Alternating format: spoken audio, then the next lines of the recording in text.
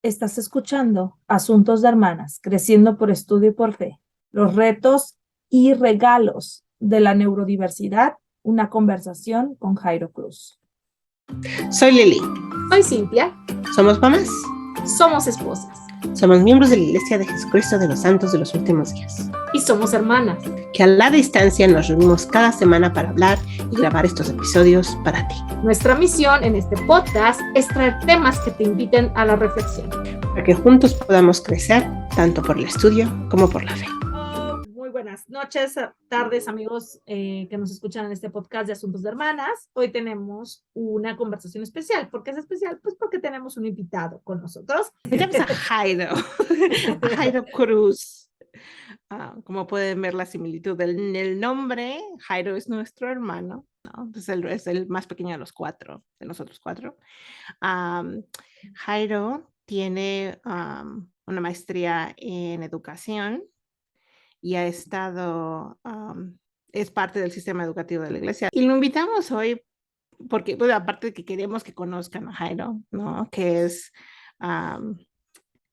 una persona muy linda, muy inteligente, muy preparada y que tiene su propia historia, ¿no? Queríamos tener una conversación sobre algo que yo creo que nos ha afectado a todos en la familia de alguna forma, para bien y para lo mejor nos ha dado algunas dificultades, pero al mismo tiempo nos ha hecho crecer, nos ha hecho ver la vida de otra forma. Pues yo quería agregar de Jairo, bueno, tiene dos hijos, un hijo de 11 años y una nena de 2 años. Ya está por cumplir 3 años, ¿no? Diana? Ya va a cumplir 3 años. Y bueno, está casado y él, de verdad que a mí me encanta verlo, siempre que lo tengo la oportunidad de verlo, pues me fascina estar con él, platicar con su esposa, con sus hijos, convivir con ellos. Y bueno, Jairo también es una de nuestras personas favoritas, obviamente. Bueno, igualmente gracias por invitarme. Y igual me encanta platicar con ustedes y las amo mucho. Y además, pues Lili siempre, como me lleva 6 años, pues me contaba cuentos, me acuerdo, como dice ella, era como mi segunda mamá, ¿no? Y Cintia, pues igual me cuidaba mucho y he aprendido mucho de ustedes. Y de verdad estamos muy emocionados por esta conversación. Esta conversación sale porque estuvimos platicando Lili y yo en cuanto a qué podíamos hablar con Jairo, que pudiera ser algo que pudiera ayudar a las personas a reflexionar, a inspirarse, a reconocer como importante. Y ella, yo le dije la semana pasada, le dije, está súper inspirada, Lili, está súper inspirada porque he estado platicando con mamás, yo siempre estoy platicando con mamás, pero algunas de ellas tienen hijos con neurodiversidad. Y ahorita vamos a hablar un poco de qué es la neurodiversidad. Me cuentan de manera bastante sensible, su corazón se enternece mucho, sufren, les cuesta como entender por qué sus hijos son así o tener esperanza en cuanto a si sus hijos van a lo mejor tener un buen futuro, una buena vida. O sea, hay muchos miedos, obviamente, y desconocimientos detrás de esto. Y entonces a mí me gusta platicar con ellas en cuanto a esto de manera muy abierta, pero quisiera que me dijeras, Lili, un poquito más de cómo es que para ti nació o te sentiste esta inspiración de hablar de este tema de la neurodiversidad, de sus regalos y de sus desafíos, ¿no? Porque sí, ahí están las dos partes. Claro. Bueno, yo creo que todo viene un poquito de nuestra propia experiencia, ¿no? Nuestra propia deficiencia de atención, ¿no? Con la que yo creo que los cuatro de alguna forma compartimos un poco. En diferentes niveles, algunos tenemos un poco más que otros, pero todos no estamos diagnosticados. Pero para mí nació un poco más el interés en este tema porque a mis hijos los diagnosticaron, ¿no? Pues por medio del diagnóstico de mis hijos, es que yo he empezado a aprender un poco más y a darme cuenta un poco más de cómo me ha afectado y también de las cosas que me ha dado, ¿no? De los regalos, como dices tú, que me ha traído esa experiencia. Y lo que me pareció interesante es que, por ejemplo, a Jairo, de los cuatro, quizás en algún tiempo fue el que más le costó, de alguna forma, por ejemplo, la escuela, ¿no? O poner atención en alguna cosa, ¿no? Y sin embargo, de los cuatro es el único que tiene una maestría como tal, ¿no? Entonces, queríamos tener esta experiencia de hablar con él, de lo que, cómo fue su experiencia de aprender, de ir a la escuela, de las dificultades que tuvo, pero también cómo es que logró los éxitos que ha logrado, ¿no? Para empezar, me gustaría decir, yo creo que hay esperanza eh, para cualquier persona que tenga un déficit o un trastorno. Y entonces les voy a platicar un poquito mi historia, ¿no? Como dijo Lili, no estamos diagnosticados, pero definitivamente tenemos todos esos elementos que pues que de olvidar cosas, no poner atención, no poder poner atención mucho tiempo, mucha distracción, con pasa una mosca y nos distraemos, Ya. es difícil, ¿no? Y yo creo que en lo personal, quizás hubo un tiempo en que afectó un poquito quizá mi autoestima, porque pues mis hermanos eran más destacados en la escuela, sacaban buenas calificaciones, pero a mí me costaba más, ¿no? Siempre sacaba 6, sacaba 7, sacaba mi promedio no pasaban de 8, no eran de 7 para abajo, ¿no? En la primaria. Entonces, así tal vez inconscientemente, me fui creando tal vez una idea de que a lo mejor no era muy listo, de que a lo mejor no era muy capaz para hacer ciertas cosas, ¿no? Con mi mentalidad de niño. Y bueno, yo les diría también a los que nos escuchan que las calificaciones no determinan la inteligencia de una persona. Yo creo eso, que las calificaciones no son un sinónimo de inteligente. Yo creo que tiene que ver mucho el sistema educativo, la forma de enseñanza, el estilo de enseñanza de, de cada persona, ¿no? Y eso es el punto que vamos, ¿no? De la neurodiversidad. Cada persona aprende de manera diferente y cada cerebro es diferente. Entonces, bueno, esa es una parte, ¿no? Que yo experimenté cuando era niño y que fue durante no solamente la niñez, sino la secundaria también. No me iba bien en las calificaciones. La prepa incluso también tuve desafíos, ¿no? Con las calificaciones. Pasaba de panzazo apenas. Lo Y, pasabas. y la universidad, pues bueno, la universidad fue un poquito diferente. Yo estaba casado y a pesar de eso, creo que no me fue tan mal en la universidad, ya mejoré. Creo que me ayudó la misión, porque la misión me ayudó a crear tal vez ciertos hábitos de estudio y ese tipo de cosas y no me fue tan mal, ¿no? Ya superé el 8, ¿no? De promedio. Hablando en promedios, que para mí no representa una calificación de una persona, sea brillante o inteligente o esto. Pero bueno, y ya después hace poco que terminé mi maestría, pues me fue muy bien en la maestría, ¿no? Saqué un promedio arriba de 9. Entonces, me doy cuenta, me di cuenta, tal vez me doy cuenta hasta hace poco que no tiene que ver tanto conmigo. Bueno, sí tiene que ver conmigo, pero tiene que ver tal vez con la forma en que yo aprendo. La maestría, por ejemplo, no era una clase que yo tenía que ir diario a la escuela y tener un maestro enfrente, sino era de aprender yo, ¿no?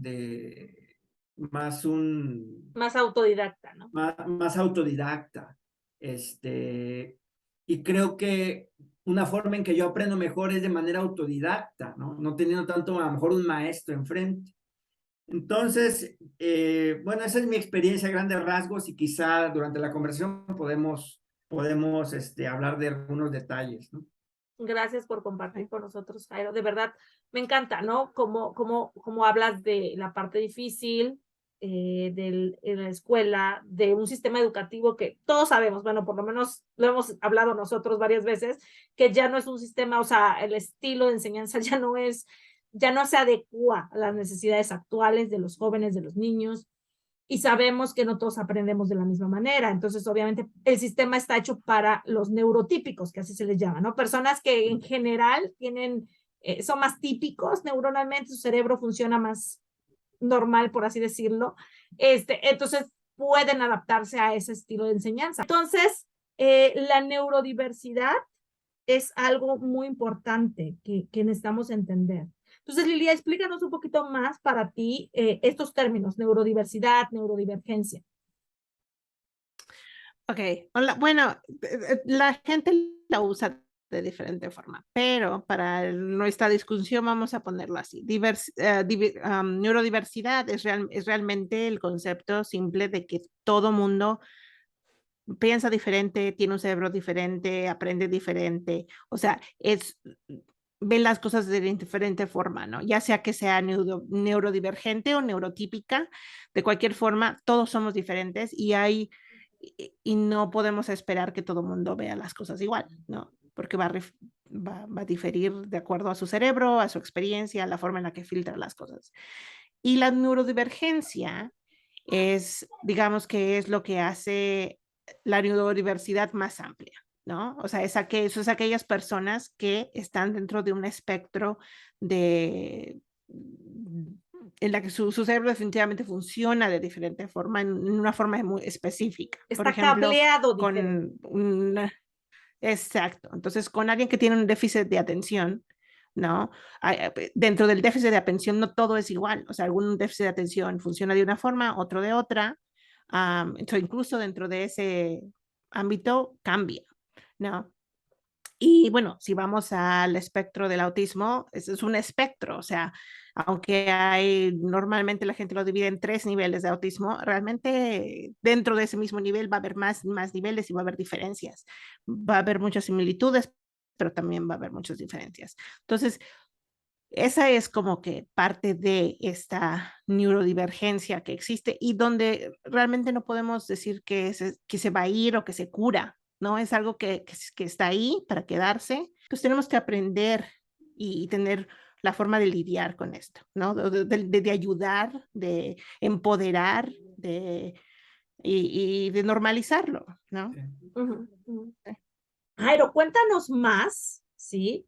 De qué puedes percibir tú que es diferente en tu neurodivergencia o neurodiversidad en comparación de otros. O sea, si te pusieras a decir, mira, creo que es esto, creo que es el otro. Bueno, es que es algo con lo que lucho todavía, ¿no? Porque, por ejemplo, algo que me he dado cuenta que es así muy marcado en el que casi me cuesta mucho poner atención es en las instrucciones. Cuando una persona me da instrucciones o me dice, o vamos a hacer esto, vamos a hacer el otro, no la cacho a la primera, o sea, me doy cuenta que estoy distraído y que tengo que preguntar, ¿no? Esa es una característica. Me desespero estar en un salón de clases. Por ejemplo, yo no me considero un buen alumno, así tradicional, de que está sentado y puede estar sentado, ahí horas poniendo atención. No puedo, me cuesta mucho todavía, ¿no? Esa parte. ¿Qué otra cosa? ¿Qué otra cosa? Bueno, ustedes tal vez detecten otras cosas que yo que no he detectado, pero seguramente que se me olvidan las cosas, los objetos, las llaves, ¿no? ¿Dónde están las llaves? Si no las pongo en un lugar específico, voy a perder las llaves, voy a perder objetos. Hasta que por mis hijos, hasta que lo empecé a estudiar mejor, no me había percatado de cómo la deficiencia de atención afectaba otros aspectos de mi vida. Siempre pensé que solamente era este aspecto de que no podía estar sentada, no podía poner atención, tenía que estar siempre moviendo las manos o haciendo algo para poder escuchar, ¿no? O tenía que tener música o algún tipo de sonido para concentrarme en el trabajo, porque simplemente sentarme a trabajar sin algo más no puedo, ¿no? Por ejemplo. Pero socialmente y emocionalmente, ¿te has dado cuenta de algunas cosas en las que podría ser que te haya afectado el déficit de atención? Por Quizás ni supuesto. siquiera te hayas dado cuenta, porque a lo mejor no has... Sí, a ver, dime, cuéntame de algunas de esas Sí, cosas. por ejemplo, con mi esposa, ¿no? De repente me está contando algo y me distraigo y, oye, te estoy hablando, no escúchame. Esa es una, ¿no? pues detalles así, no sé. Bueno, esa es una de las principales. Cuando alguien me está hablando también, y a veces me pierdo, empiezo a pensar en otras cosas y tengo que preguntar, ¿qué me dijiste? O sea, Sí. no me concentro en la conversación y eso me puede causar problemas, ¿no? En el aspecto social es un problema, yo creo que sí. Sí. Sí, sí, tiene desafíos, ¿no? Y es que no lo nota uno porque nosotros crecimos en una familia neurodiversa. Me encanta nuestra familia, pues una Sí. familia neurodiversa. Entonces, entre nosotros mismos no había como que lo notáramos demasiado, como que entre nosotros pues era algo común, ¿no? Perdiste las llaves, bueno, está bien, las perdiste, ¿no? O sea, ya fue, ¿no? O se te olvidó tal cosa, bueno, ya se te olvidó. O sea, como que entre nosotros mismos no lo hacíamos tan grande porque era común para nosotros, ¿sí? Eh, Mi neurodiversidad yo la empecé a notar más conforme iba creciendo. Como de niña no me afectaba tanto, porque no se me notaba tanto en lo académico, ¿sí? Pero empecé a notarlo más en las relaciones. Por eso es lo que decía Lili, ¿no? En las relaciones lo empiezas a notar más. Vas por allá y alguien te dice algo y no saludas. Por ejemplo, alguien te saluda y no saludas. Y no saludas no por grosería o porque estés una persona maleducada, sino porque de verdad estás pensando otra cosa, completamente tu cerebro está quién sabe en dónde, y de repente no saludaste a una persona que te saludó. Y la gente lo empieza a tomar como, ay, qué grosera, qué maleducada, que no, o sea, puede ser. Entonces es ahí cuando te empiezas a dar cuenta, a ver, ¿por qué no saludé? O sea, no saludé no por grosera, sino porque mi mente está quién sabe en dónde, y entonces no saludaste, ¿no? Ya. No, y otra cosa, otro aspecto, por ejemplo, para mí, cuando me meto en algo o de repente me enfoco demasiado en alguna cosa o me obseso, ¿no? Tengo Obsesiones. obsesiones constantes, ¿no?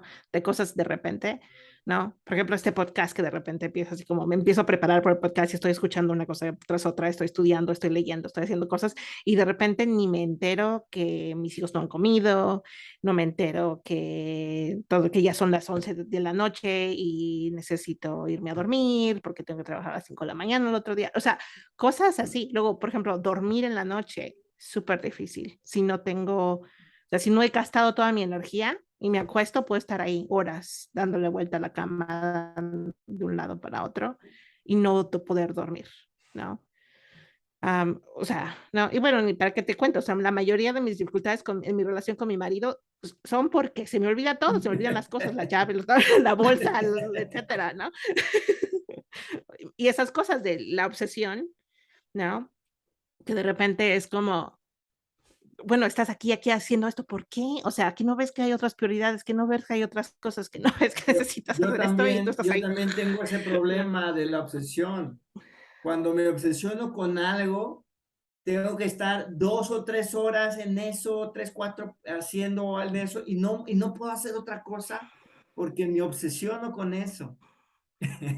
Este, trato de no obsesionarme tanto, pero cuando se me mete algo a la cabeza estoy así y gasto muchas horas en eso, ¿no? Y hasta mi esposa me dice, oye, pero ya deja eso, ¿no? Ya llevas Deja años. ese tema porque ya ah, Ya, practica con nosotros, haz algo, ¿no? Porque estás muy sí, sí, obsesionado con eso. Y ya, también me ha pasado a mí. Sí, sí, sí. O el clásico, por ejemplo, yo estudio mucho, entonces estoy estudiando una cosa y de repente sale un tema ahí que nunca había escuchado, no había visto, y dijo, mira, ese tema se ve súper, me voy a estudiar eso, y de ahí sale otro, y de ahí sale otro, y me puedo pasar horas, o sea, no necesariamente en el mismo tema, sino distrayéndome de un sí, tema sí, a sí. otro, a otro, a otro, a otro, y de repente ya me fui, quién sabe cuántos temas estudié, y entonces, si queremos ver los regalos que eso puede traer también, ¿no? O sea, Sí, no, porque estamos hablando de los problemas. Claro, son problemas, sobre todo si tienes hijos que están esperando que les des de comer y no has hecho la comida, o si tenían una tarea y te pusiste a hacer otra cosa y no los pudiste apoyar, ¿no? O que, como dice Lili bien, o sea, no puedes dormir y de repente estás obsesionado con algo y en el pensamiento no puedes dejar de pensar en eso y no puedes dormir, porque estás ahí con eso. Entonces, estos son algunos de los desafíos. Creo sí. que Me encanta lo que dijiste alguna vez, Lili, me dijiste. No me había dado cuenta del problema tan grande que podía ser esto hasta que me casé, ¿no? Sí. Sí, porque como tú dices, nosotros teníamos una familia o sea, que es neurodiversa y por lo menos 5 de los 6, yo creo que los 6, de hecho, tendemos a hacer cosas como estas, pues como que ya decimos, bueno, pues no, como que todos estamos en esto, no pasa nada. Pero cuando te casas con otra persona que tiene otro tipo de neurodiversidad, que es el caso de mi marido es, pues, o sea, tiene un poco de perfeccionismo, es bipolar, tiene otra neurodiversidad, definitivamente, pero lo que hace que él es muy ordenado, muy Muy estricto estructurado. muy estructurado, ¿no?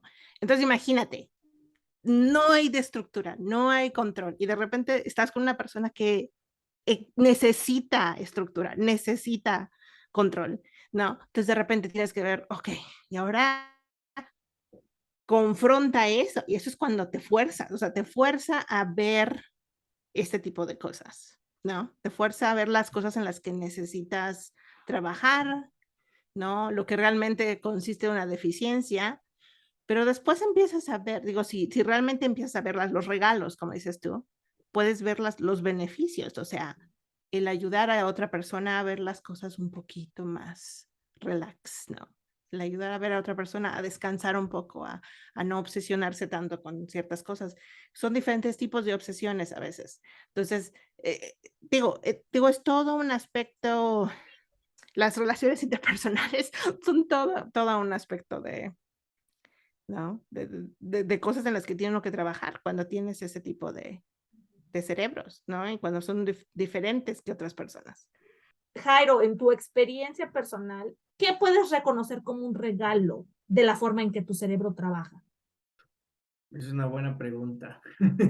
Porque no lo había visto de esa forma, como un regalo, ¿no? Quizá siempre lo vemos como una dificultad. Me gusta, por ejemplo, algo que yo he visto en nosotros, en general en nosotros como hermanos, es que nos gusta experimentar muchas cosas. O sea, nos gusta aprender muchas cosas.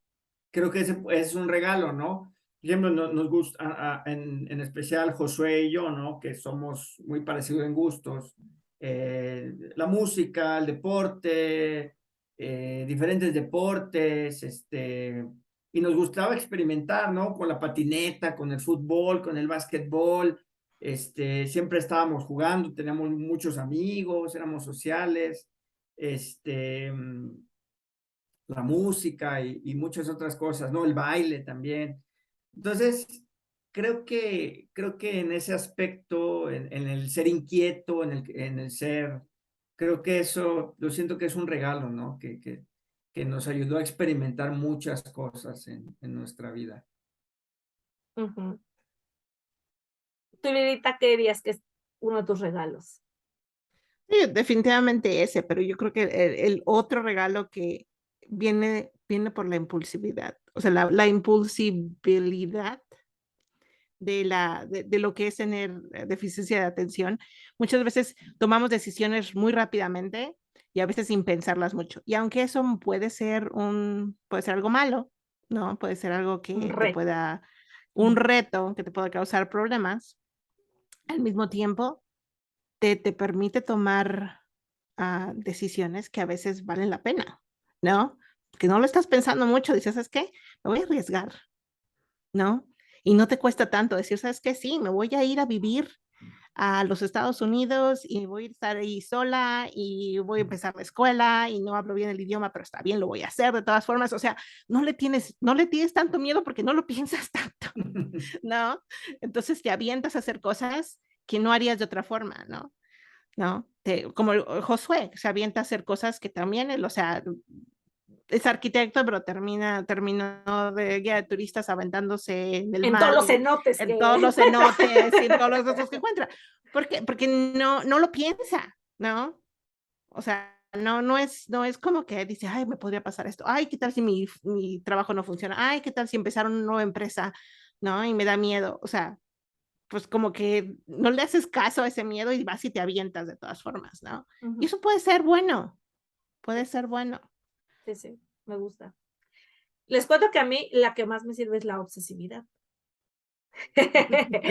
¿No? Sí. O sea, porque en mi trabajo, si yo no fuera obsesiva con lo que hago, o sea, tengo que aprender a controlarlo y ese es el trabajo de todo esto, ¿no? Por ejemplo, aprender a controlar tu curiosidad para no estar todo el tiempo probando cosas que a lo mejor algunas no serían tan buenas. O esta parte que tú dices, ¿no? De aventarte a hacer cosas, pues sí, pero también tienes que ser más precavida, o sea, tienes que empezar a medirlo, ¿no? Entonces, en el caso de mío, que es Sí. obsesividad absoluta sobre ciertos temas, me ha servido porque me ha hecho ser una persona que ha aprendido demasiado de ciertos temas en poco tiempo. Yo tengo más de 11 años estudiando todo lo que estudio, pero siento que sé muchísimo más quizá por esta obsesión, o sea, ¿no? O sea, como que, Sí. entonces, he aprendido muchísimo. Entonces, creo que, y también la obsesión de hacer mi negocio, de crear este proyecto que tengo, me hace seguir y seguir y seguir y decir, sí, sí lo puedo hacer y lo voy a hacer y echarle ganas y seguir adelante. Yeah. Es que no ¿No? vemos los límites, Ujú. no ves los límites necesariamente, decir, o sea, es que esto no se puede, porque Ujú, ujú. no, porque no mides no mides la distancia del problema. Y te digo, o sea, eso puede ser un problema, pero puede ser una gran bendición, puede ser un gran regalo a veces, de decir, ¿sabes qué? Ya logré esto. ¿Sabes qué? Pues si puedo hacer esto, voy a poder hacer aquello. Entonces te vas y te avientas, ¿no? Ni lo piensas. Y mucha gente no puede. Mucha gente no puede hacerlo. Entonces, para mí es el gran regalo de poder, de atreverse a hacer lo que otra gente piensa que no puedes hacer. De hecho, la historia de Tomás Alva Edison, ¿no? No sé si han visto este video donde le llega una carta a su mamá y le dice, ¿sabe qué? Su hijo no sirve para la escuela.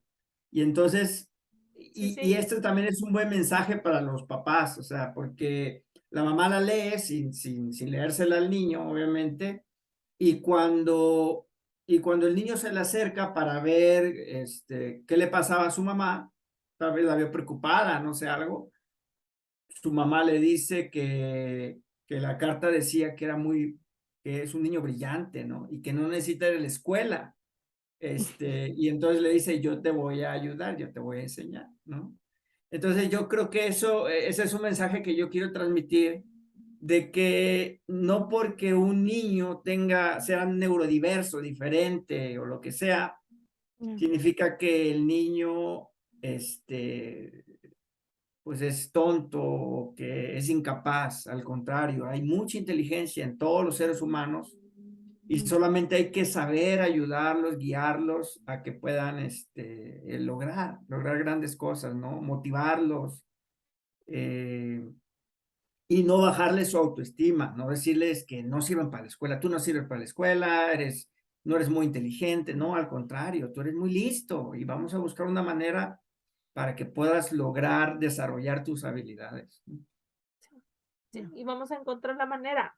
Y ese es el punto, ¿no? Como la neurodiversidad está ahí para enseñarnos algo. Una de las cosas que más me han servido a mí es eso que tú dices, ver a cada individuo con mucho potencial. No porque ese niño le cueste trabajo la escuela normal o el sistema normal de escuela educativo, quiere decir que no pueda lograr grandes cosas, ¿sí? Que pueda lograr cosas brillantes, como Edison, que es para mí un gran ejemplo, o pueda lograr grandes cosas como otras personas, ¿no?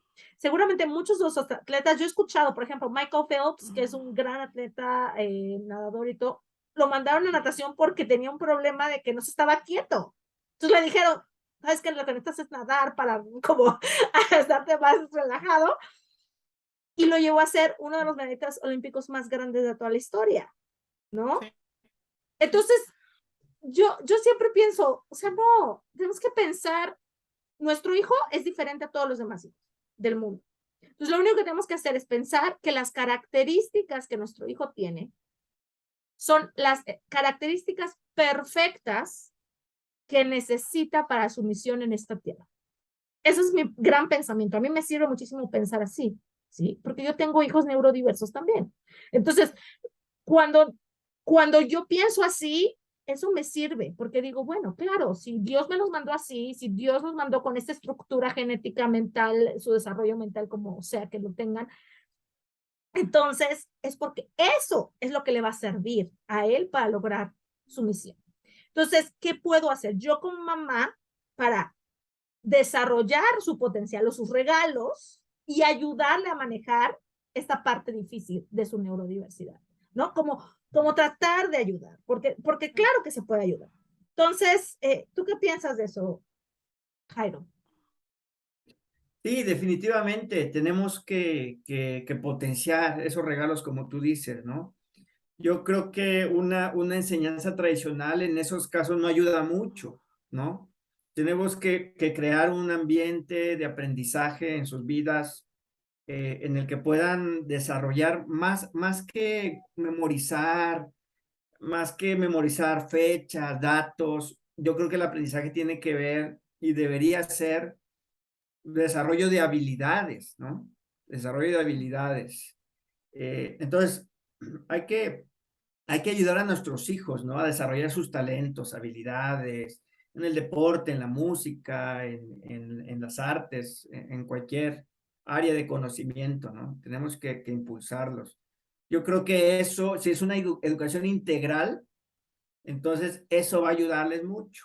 Va a ayudarles mucho, aunque ellos tengan, tal vez ciertos desafíos, pero vamos a ayudarles a que ellos descubran para qué son buenos, o qué les gusta, y entonces quizá eso les ayude a progresar en su conocimiento, en su aprendizaje. Sí, o sea, definitivamente un niño, por ejemplo, mis hijos, ¿no? Los dos, tengo dos, el mayor y el del medio, que están diagnosticados con déficit de atención, pero también todo empezó porque tienen dislexia también, ¿no? Todo empezó ahí, ¿no? Porque no podían aprender a leer, no podían reconocer las letras, las cambiaban, les daban vuelta, no podían reconocer los sonidos, estudiaban una cosa una vez, dos veces, tres veces, las explicabas 10 veces y no parecía que les entraran ni que se acordaran que ya la habías estudiado, ¿no? Y luego llegabas otra vez y no fue como, o sea,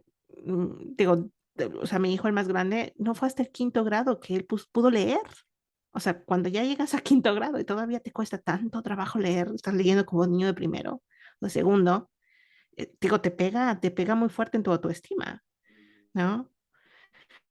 Entonces, digo, ese es el trabajo que tienes con hijos, pero yo les digo a la gente, no te des por vencida. Date cuenta, o sea, en vez de decirle, oye, pero ¿cómo es posible? O sea, y es una frustración para los padres, porque imagínate tener un hijo al que le estás ayudando todos los días y leer 20 minutos o leer una página se vuelve una pesadilla. Puede ser muy desgastante para padres si no sabes qué es lo que tiene tu hijo y te la pasas pensando, o sea, que esto está, o sea, ¿qué le pasa? ¿Por qué no puede aprender? ¿Por qué no puede hacer esto? ¿Qué tiene? Entonces, ahora puedo encontrar las soluciones o puedo encontrar la forma de ayudarlo, puedo encontrar la forma en la que podemos ver que poco a poco él pueda ver las cosas en las que es bueno, ¿no? La mayoría de niños con dislexia tienden a ser muy buenos en las matemáticas. No todos, pero hay muchos. Entonces tienes que empezar a ver qué es lo que es mejor para ellos, qué es lo que pueden aprender, qué es lo que les gusta, ¿no? Y ver sus pasiones y tratar de ayudarlos de esa forma. Sí, y ahora también otra cosa es que en el sistema educativo mucho se basa en ciertas áreas de conocimiento, ¿no? Y generalmente te meten, si no eres bueno para las matemáticas o si no eres bueno para el español, estás perdido, ¿no? Y no, yo creo que debemos ver la inteligencia como algo más allá de solamente esas materias. O sea, tenemos que ver que una persona que es inteligente, por ejemplo, en los deportes, que es muy capaz en los deportes, es inteligente. Puede ser un genio, ¿no? O personas que son en la música también, en varias ramas, ¿no? De las artes o del deporte o de las ciencias, de lo que sea, también es inteligencia, ¿no? No solamente los matemáticos son inteligentes. Entonces tenemos que ayudar a nuestros hijos a explorar muchas áreas, ¿no? Porque luego uno de los temas que siempre sale con las mamás es, pero ¿qué va a ser de mi hijo en el futuro, no? O sea, ¿no? ¿A qué se va a dedicar? ¿De qué va a vivir? ¿Cómo va a poder vivir y sobrevivir, no? Porque pues es un tema que les preocupa, la autosuficiencia, el que puedan accesar a un empleo, etcétera, etcétera. Y yo mucho de mi respuesta, o sea, les voy a decir qué les digo yo, pero me gustaría que ustedes me dijeran qué piensan, ¿no? Yo generalmente les digo algo así como, bueno, o sea, cuando eres neurodiverso, muchas veces necesitas buscar un empleo que va contigo. O sea, no puedes querer un empleo, por ejemplo, que tengas un horario muy estricto y que a fuerza tengas que hacer ciertas cosas muy específicas y que no tengas opción de moverte, porque entonces va a ser un empleo muy complicado para esa persona. No, dependiendo del tipo de neurodiversidad. O sea, lo que voy es, tienes que adaptar el tipo de empleo a lo que tú eres. Entonces, por ejemplo, les digo, por eso es que yo soy mi propia jefa, hago mi propio trabajo a mis horas que yo puedo, que yo sé que tengo la capacidad en esos momentos, la concentración, la posibilidad. O quizás sus hijos terminen como mi hermano Josué, aventándose de guía de turistas, de ecoturismo, saltando por los arrecifes y aventándose a los cenotes, ¿no? O sea, probablemente, porque al final, dependiendo tu neurodiversidad, escoges tu estilo de trabajo. No tiene que ser al revés, yo creo que tiene que ser así. Esa es mi opinión. ¿Ustedes qué agregarían? Sí, o sea, para mí, por ejemplo, tiene que, o sea, yo tengo un trabajo de oficina que es un trabajo de estar sentada, que es muy difícil, que es difícil para mí, pero a mí me gusta lo que estoy haciendo. Entonces, a veces incluso me puedo pasar horas haciendo lo que estoy haciendo y no me molesta. El problema es que yo no soy tampoco no puedo tener un horario fijo. Me cuesta mucho trabajo llegar a un lugar a un tiempo. He llegado a un momento en mi vida en el que yo puedo escoger mi horario, puedo trabajar desde mi casa, puedo trabajar en medio de la noche, puedo trabajar temprano en la mañana, mediodía, o sea, yo he decidido vivir mi vida de esta forma y he encontrado una forma en la que lo puedo hacer, ¿no? He dejado trabajos porque no me dan esa flexibilidad y he buscado otros que sí me la dan. Y entonces, hasta que encontré un lugar donde puedo hacerlo sin tener que estar dando cuentas a nadie de la hora en la que trabajo o cuántas horas trabajo. Se puede, pero simplemente es algo que se tiene que estar buscando. Creo que mi papá era muy sabio y nos decía, ustedes hagan algo que les gusta, ¿no? Entonces, pienso que no todos los trabajos te va a gustar hacer todo, a lo mejor. Hay cosas que no te van a gustar hacer mucho, pero Sí, hay cosas no. que sí las vas a disfrutar. Por ejemplo, en mi trabajo yo disfruto mucho enseñar o platicar con los jóvenes, ¿no? Eso me gusta mucho. Hay otras cosas, pues, que a lo mejor no me gustan tanto. Pero yo creo que si haces algo que te gusta, algo en lo que eres bueno, yo creo que eso puede ayudar mucho a que puedas aprovechar esos regalos que tienes para vivir, ¿no? Para trabajar y para inclusive divertirte, ¿no? Sí. Porque al final los regalos te ayudan, o sea, esos regalos te ayudan a lograr cosas, ¿sí? Y te ayudan a tener ciertos intereses, ciertas capacidades. He estado escuchando, por ejemplo, a una persona que contrataba a personas específicamente con autismo porque sabía que eran muy dedicados a los detalles, ¿no? Como muy dedicados. Entonces, su empresa está llena de personas dentro del espectro, porque sabe esta persona que es el jefe que van a saber encontrar esos detalles, esas cositas.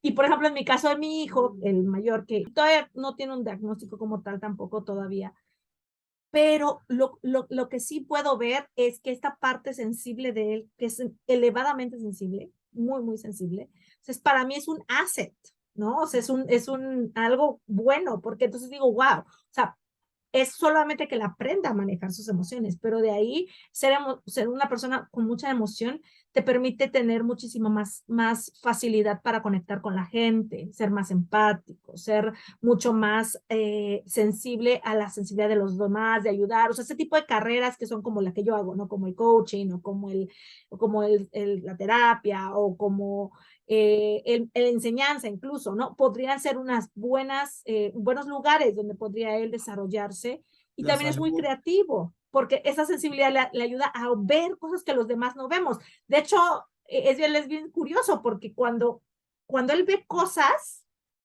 después nos dice, es que eso lo vimos tal día, tal hora, desde que era muy chiquito. El caso, por ejemplo, de Dan, pues él es igual muy distraído, pero algo bueno es que tiene mucha imaginación, o sea, él todo el tiempo en su mente está creando historias, ¿no? Entonces, pues él a lo mejor se podría ir a una área de creación, ¿no? Tal vez de literatura, algo que tenga que ver con las artes, no sé, cualquier cosa que sea creatividad, creo que él podría explotar ahí ese regalo. Tengo 3 niños, ¿no? Y los 3 son muy diferentes en la forma en la que su cerebro funciona, definitivamente, ¿no? Pero, por ejemplo, el mayor está un poco obsesionado los, con los dinosaurios. Entonces, desde que tiene como 6 años y ya tiene 13 años, no ha dejado de decir que va a ser un paleontólogo, ¿no? Entonces, él está enfocado en eso, en las ciencias, todas las ciencias naturales, las ciencias, no, las matemáticas, todo lo que tiene que ver con ciencias, eso es su enfoque. Le encantan las historias. Entonces yo le he dicho, mira, digo, siempre está la oportunidad de ser un paleontólogo, pero si eso no decides que quieres hacer otra cosa, pues hay un montón de otras cosas en las ciencias que puedes usar que puedes usar tu imaginación, tu creatividad y hacer otras cosas ahí también, ¿no? Me encanta porque realmente hay muchas cosas que pueden hacer. O sea, yo no creo que esto los limite. En algún momento di un live en mi grupo de Facebook que decía, o sea, se necesita todo tipo de cerebros. O sea, todos los tipos de cerebros se necesitan en esta tierra. No nada más unos, no nada más los otros. O sea, todos los tipos de cerebros se necesitan, ¿sí? Los típicos, los no tan típicos, los divergentes. Y todo es valioso para esta tierra. Todo es valioso para esta tierra y para lo que estamos viviendo. Entonces yo sí quiero que todos los papás, mamás que escuchan esto, consideren eso. O sea, sus hijos son valiosos, sean quien sean, tengan el tipo de cerebro que tengan, piensen como piensen. Hay que ayudarlos, hay que buscar esta parte de lo que pueden hacer, lo que les gusta, lo que les interesa y ayudarlos a seguir fomentando y desarrollando estas habilidades y estos intereses que tienen. Y sobre todo, y van a salir adelante. O sea, yo sí tengo mucha esperanza de que los niños tienen lo que necesitan para salir adelante y para lograr sus misiones en la Tierra. No sé si quieres ya ir al Rapid Fire, Lilita. Sí, vamos al Rapid Fire. Ok, esta pregunta es de mí para ustedes, o sea, ¿qué son unas de las cosas que podrían hacer los papás para ayudar a sus hijos con esta situación? Tú habías comentado, Jairo, hace rato que a lo mejor buscar un tipo de escuela, o sea, si tienes los recursos, que pudiera ser como más apropiada para niños con más neurodiversidad. Sí, yo creo que una escuela donde tengan una metodología tal vez de enseñanza diferente, un poquito a lo tradicional, donde quizá utilicen más el juego, utilicen más otro tipo de técnicas para la enseñanza y el aprendizaje, quizá un Montessori, quizá un Waldorf, que se salen de lo tradicional, ¿no? De que el niño tiene que estar sentado escuchando a un maestro ahí por muchas horas. Si tienen la posibilidad y sus hijos tienen esos desafíos, yo creo que sería bueno explorar ese tipo de escuelas e instituciones educativas, ¿no? Y si no tienen esa posibilidad, yo creo que una terapia ocupacional, como tú decías, Cintia, quizá llevarlos al deporte, también en el gobierno hay centros deportivos que no son muy costosos, llevarlos tal vez a clases de canto, pintura, que también los hay, que también los ofrece el gobierno. Generalmente hay casas de cultura, casas de arte.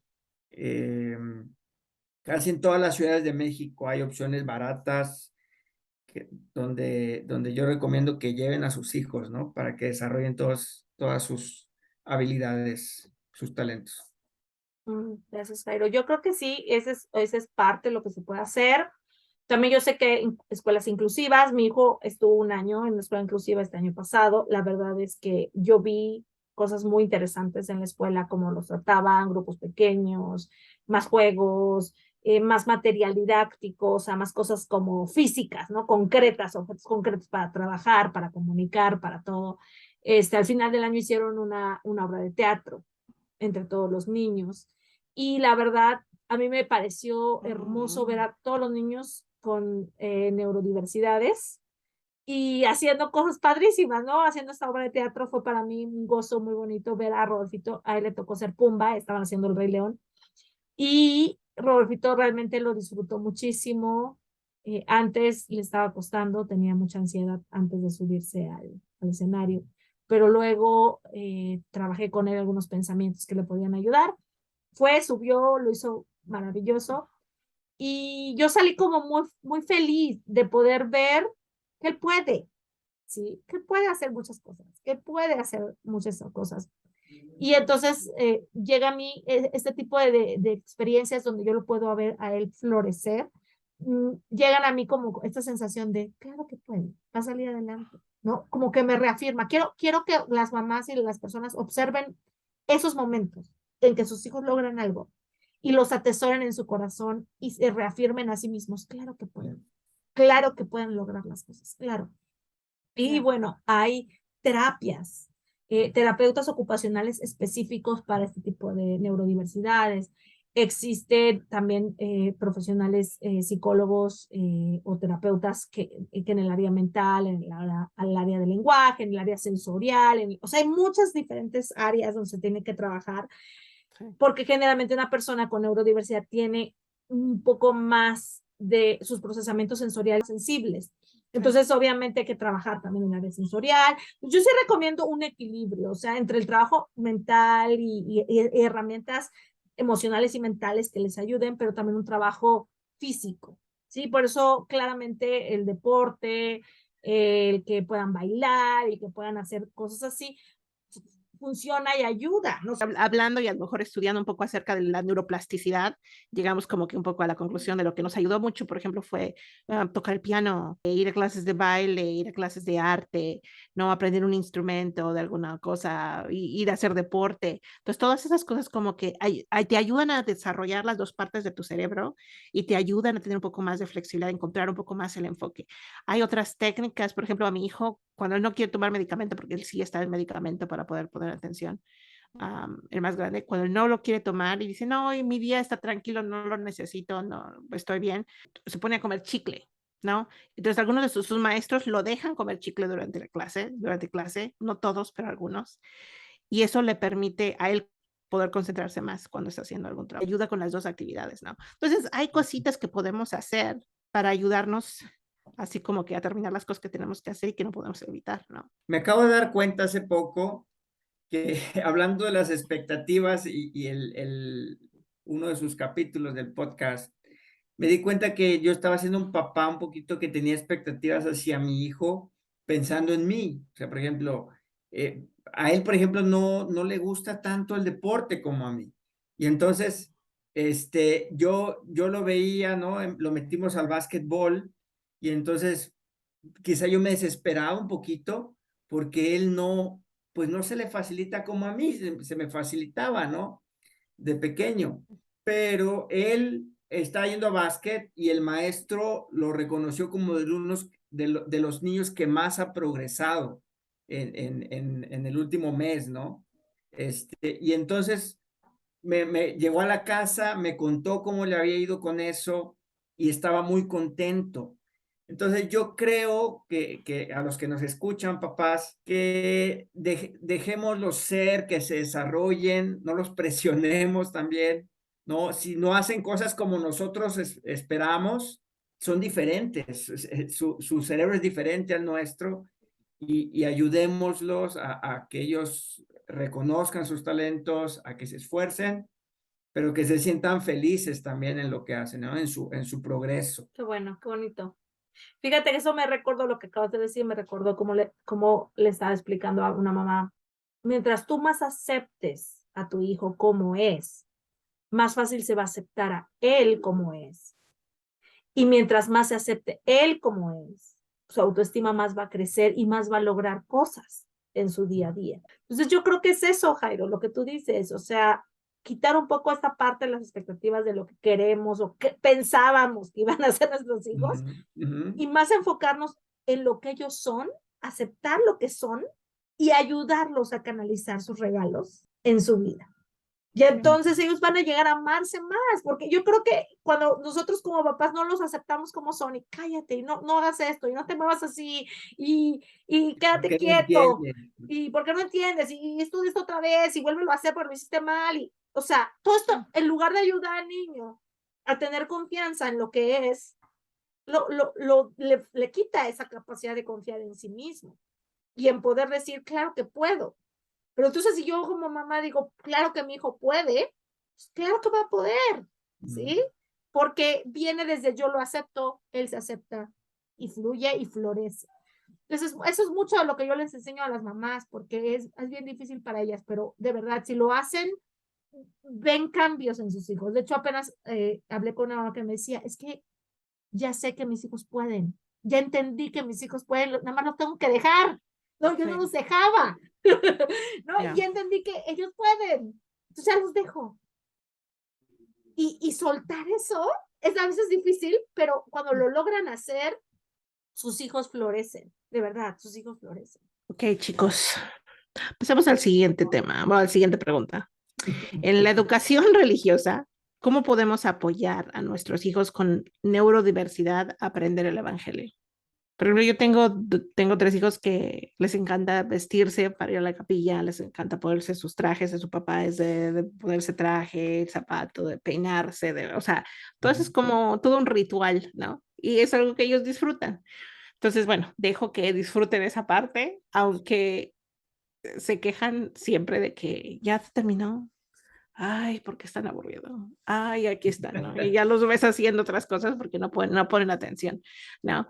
Pero bueno, digo, bueno, por lo menos no me dicen que no quieren ir, ¿se me entiendes? Porque disfrutan ese ritual de vestirse, de arreglarse para ir a la capilla, ¿no? Entonces digo, tomo mis victorias donde las encuentro y digo, está bien, vamos para allá, ¿no? Ustedes, por ejemplo, ¿cómo motivan o qué es lo que podemos hacer para ayudarlos? Bueno, yo creo que tiene que ver con disfrutar vivir el evangelio, ¿no? O sea, hacerlo como algo disfrutable y no como algo que tenemos que hacer nada más, como un Claro. checklist. O sea, disfrutar todo lo que hacemos en el evangelio. Y yo creo que si es algo natural y algo que no nos pesa, pues yo creo que podría ayudarles a ellos a hacer aún con sus desafíos, ¿no? Yo creo que ellos podrían también disfrutarlo. Y bueno, por lo menos a mí lo que más me funciona, o sea, ellos saben que van a ir a la iglesia, ellos les gusta ir a la iglesia, en general no tienen problema por ir. Y les cuesta a veces estarse sentaditos, yendo, o sea, todo. Entonces, generalmente llevan cositas pequeñas para poder jugar mientras está, o sea, juegos que les permitan estar moviendo sus manitas. Por ejemplo, Valentina nada más con un collarcito que lleve una cuerdita o incluso un estambre que ella puede estar poniéndose en los deditos y puede estar jugando en sus manitas. Eso le ayuda a estar tranquila y sentada. El más grande ya lo entiende más también. También creo que eso es real, o sea, mientras más grandes son, un poquito más, empiezan a controlar un poquito más estos impulsos, estas situaciones. Y las clases a ellos les gustan mucho, como ya cantan y hacen otras cosas, pues sí, Cantan, sí las disfrutan más. y yo creo que tiene que ver que la primaria sea así, pues la música, ¿no? La Sí. música les ayuda mucho a aprender los principios del evangelio. Entonces, si tenemos la posibilidad de también en casa cantarles y jugar con ellos, pues hay que hacerlo, ¿no? En las cosas pequeñas, en llevar a alguien a hacer, llevar a tus hijos a hacer servicio, en ayudar a otra persona, ¿no? En ver cómo vives tú, hace una gran diferencia. No tienes que estarlos ahí todo el tiempo. Y yo creo que también eso de esperar, por ejemplo, que siempre estén sentaditos, que se porten bien, o sea, no, si tu hijo es neurodiverso, no se va a sentar ahí sin poder hacer nada, necesita tener algo, ¿no? Y Y el himno está lo dice, bien. ¿no? El Y el ¿Qué cual, decías? y el himno lo dice, ¿no? Que la reverencia no es más que estar quieto. Hay niños que aprenden así, moviéndose, cantando, jugando. sí, Y es espiritual también. Eso no significa que no sea uno espiritual. sí. Sí, Así pero yo es. creo que ahí va de nuevo la expectativa, ¿no? La expectativa de dejarlos que se suelten un poco, está bien, o sea, no eres un mal padre porque tu hijo de repente está dibujando, de repente está jugando lo que sea, ¿no? Ahí, nada más que algo le va a entrar, o sea, algo va a aprender mientras que esté Claro. ahí, ¿no? Ok. Y sabes que, digo, antes que vayamos a la última pregunta, la cosa que me llamó la atención que estabas diciendo ahorita, que la madurez también ayuda, o sea, cuanto van creciendo es mucho más fácil para ellos. Y me preguntaba, ¿qué tanto crees que te ayudó no solamente ir a la misión, ¿no? Pero el hecho de que ya tu cerebro ya hayas tenido 22, 23 años, ¿no? Cuando empezaste ya la carrera, ¿no? 21 años que tenías, 21, 22, ¿no? Y luego ya después la maestría, o sea, ya estabas a finales de tus 20, ¿no? Entonces, ¿qué es? O sea, yo creo que también eso, ¿no? Tu cerebro como que madura y se puede enfocar un poco mejor en aprender ciertas cosas. Sí, sí, definitivamente creo que la edad ayuda, la madurez y también la vida misma, las responsabilidades que tienes, ya siendo casado y ya teniendo hijos y tener que mantener una familia, pues también te hace ser más responsable y saber que pues tienes que seguir preparándote, ¿no? Eso creo que ayuda. Pero yo creo que también tienes que estudiar algo que te llame la atención, ¿no? Tienes que Eso es encontrar verdad. el gusto a lo que estudies, porque si estudias algo que no te gusta o que te llama la atención, seguramente pues va a ser más difícil. De por sí, si ya tienes una neurodiversidad, déficit de atención, y si estudias algo que no te gusta, pues quizá va a ser muy, muy complicado. Entonces yo creo que eso me ayudó también, Sí. toda la madurez física, cerebral y ya, ¿no? Siendo un papá y un esposo. Y pues la última pregunta era básicamente última recomendación que vayan a hacer, que quieran decir sus últimas palabras. Mis últimas palabras serían algo así como la neurodiversidad es algo que no se ve a simple vista en la mayoría de los casos. Necesitamos aprender a ser más compasivos, ¿sí? E incluyentes con todas aquellas personas que tengan neurodiversidad. Y también entender que cuando una persona actúa de forma diferente, no necesariamente lo hace por maldad o lo hace porque es grosero o porque lo que sea, sino simplemente puede que esa persona tenga una neurodiversidad, una neurodivergencia, y entonces nosotros eso cuando nosotros lo entendemos, como que va, es como, mira, esa persona probablemente tiene una neurodivergencia.